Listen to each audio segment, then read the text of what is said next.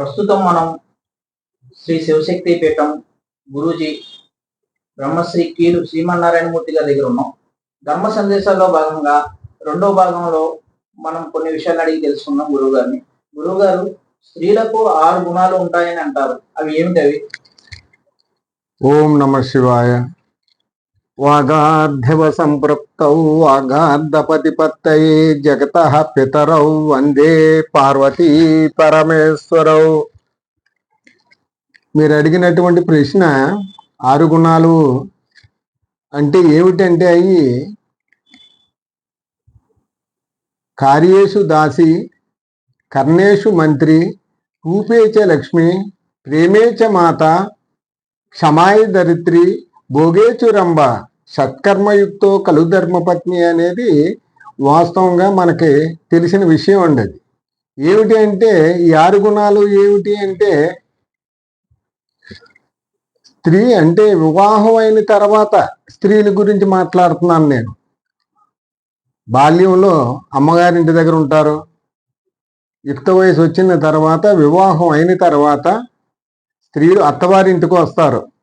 వచ్చిన తర్వాత వారికి అక్కడ స్త్రీమూర్తి యొక్క విశేషమైనటువంటి మంచి చెడు అనేది కూడా అక్కడే జరుగుతుంది. కారణం ఏమిటంటే, కార్యేషు దాసి. ఈ కార్యేషు దాసి అంటే ఇంటి పనులన్నీ ఉదయం లేవగానే అన్నీ చూసుకుని మొత్తం ఆ పిల్లల్ని కానీ భర్తను కానీ ఇంటి యొక్క పని కానీ దాసి వలె చూడాలటండి, చెయ్యాలట ఆవిడ. కార్యేషు దాసి. తర్వాత ఏమిటంటే, రెండో విషయం కర్ణేషు మంత్రి. ఏదైనా భర్తకు సమస్య వచ్చినప్పుడు రిస్కులు, సమస్యలు ఎన్నో ఉంటాయి. అప్పుడు భర్త మీద కోపం పడకుండా మా భర్తకు మంత్రి వలె ఆమె సలహా ఇవ్వాలి. అందుకని కర్ణేషు మంత్రి అంటారు. ఏ కార్యక్రమాన్నైనా కూడా భర్తకు సహకరించి చేయటం వలన అప్పుడు వాళ్ళకి ఏ విధమైనటువంటి భేదాభిప్రాయాలు లేకుండా ఉంటాయి. రూపేచ లక్ష్మి. ఇక్కడ చూడండి, చాలా అద్భుతంగా చెప్పారు.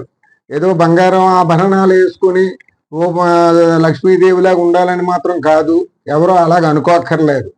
చక్కటి తల దువ్వుకొని, బొట్టు పెట్టుకుని, ముత్తైదు గాజులు వేసుకుని, పువ్వులు అలంకరించుకుని భర్తకి కనిపించాలట అండి స్త్రీ.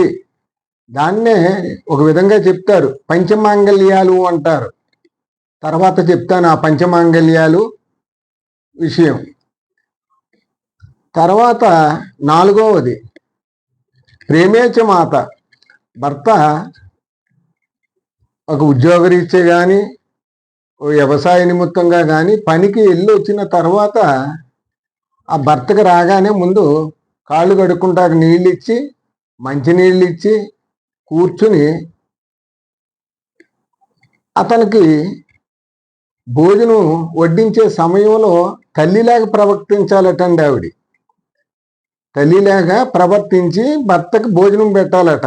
తల్లి బిడ్డకి ఎలాగైతే పెడుతుందో అక్కడ తల్లి స్థానాన్ని పోషిస్తుందండి స్త్రీ. ఇక్కడ లక్ష్మీదేవి స్థానాన్ని, అక్కడ దాసి స్థానాన్ని, ఇవన్నీ కూడా పోషించుకుంటా వస్తూ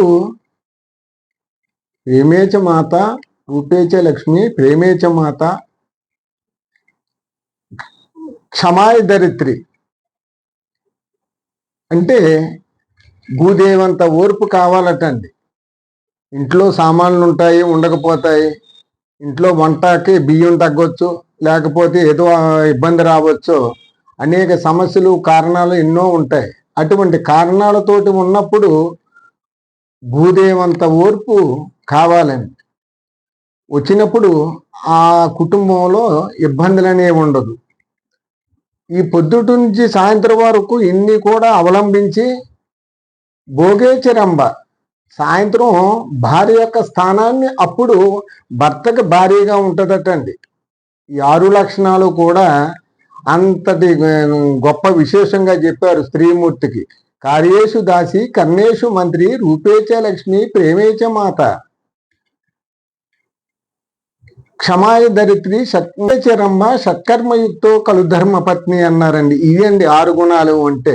అటువంటి కుటుంబంలో చక్కగా ఏ సమస్య వచ్చినా ఏమి వచ్చినప్పటికీ కూడా అనురాగంతో ఉంటది, ఒద్దెళ్లతో ఉంటది. ఏ చిన్న చిన్న సమస్యలకి కూడా కోపం పడకుండా, ఏదో మనకి వాళ్ళు వచ్చారు వీళ్ళ తిని వెళ్ళిపోతున్నారు అన్న అసూయత లేకుండా చేసుకుని వెళ్ళైతేనే స్త్రీమూర్తే మొత్తం కుటుంబాన్ని నిలబెట్టుకుని చేయగల శక్తి స్త్రీకి ఉంటుంది. మగవాడు కష్టపడేదో వచ్చాను చేశాను అని అనుకుంటాడు, అది మాత్రం అవాస్తవం. వచ్చినటువంటి దాన్ని ద్రవ్యాన్ని కానీ అన్ని సద్వినియోగం చేయగల శక్తి స్త్రీమూర్తిది. అందుకని ఈ 6 గుణాలు ఉండాలి అని చెప్తారు. గురువు గారు, ఇప్పుడు స్త్రీలు చాలా మంది గుడికి వెళ్తూ ఉంటారు. గుడికి వెళ్ళేటప్పుడు తలస్నానం చేసి వెళ్తే మరింత శుభం కలుగుతుందా? ఇది అందరూ కూడా తలకు స్నానం చేసి వెళ్తారండి. గుడికి వెళ్ళేటప్పుడు అందరూ కూడా తల స్నానం చేసి శుభ్రంగా పట్టు వస్త్రాలు, లేకపోతే నూతన వస్త్రాలు, లేకపోతే ఉతికినటువంటి వస్త్రాలు కట్టుకుని శుభ్రంగా శుచిగా వెళ్తారు. ఎందుకు మీరు ఈ మాట అడిగారు అంటే, అసలు గుడికి వెళ్ళేటప్పుడు తల స్నానం చేసి వెళ్ళమని ఎందుకు పెద్దలు పెట్టారు అంటే అసలు కారణం అది కాదు, కారణం వేరే ఉంది. మనం శుభ్రంగా మన శరీరం శుభ్రం చేసుకుంటున్నాం తప్ప మన దేహాన్ని శుభ్రం అవుతుంది. తలకు స్నానం చేసినా, ఒంటికి స్నానం చేసినా మొత్తం అన్ని పరిశుభ్రంగా చేసుకుని మనం వెళ్తున్నాం అనే మనసులో ఒక కోరిక అలా ఉండిపోతుంది. కానీ ఇక్కడ చెప్పింది ఏమిటంటే, మనలో కామ క్రోధ మద మాత్స్యాలతోటి కూడా నిండిపోయి ఉంటుంది మన శరీరం. అటువంటి అరిషడ్వర్గాలు అంటారు అది. ఈ అరిషడ్వర్గాలతో నిండిపోయి ఉన్నది నీకు. కనుక తలకు స్నానం చేసి వెళ్ళటం కాదయ్యా, నీ మనసుకు స్నానం చేయించు. సంపూర్ణమైన స్నానం అప్పుడవుతుంది. అందుకనే త్రికరణ శుద్ధితోటి గుడికి వెళ్ళాలంటారు. మనస వాచ కర్మన త్రికరణ శుద్ధితోటి వెళ్ళినప్పుడు మనసు ఎప్పుడైతే నీ పరిశుభ్రంగా ఉంచుకుంటావో అప్పుడు భగవత్ సాక్షాత్కారం జరుగుతుంది అని పెద్దల నివేదిక. అసలు పూర్తి స్నానం అంటే తలకు స్నానం చేయటం కాదండి, మనసుకు స్నానం చేయించాలి. అదే దానికి అర్థం. ఓం శుభం భూయాత్.